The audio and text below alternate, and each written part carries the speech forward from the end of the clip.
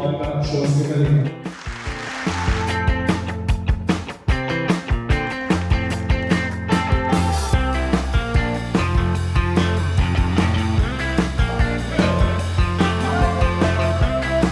Ja, v letošnjem šolskem letu smo sprejeli na današnji 1.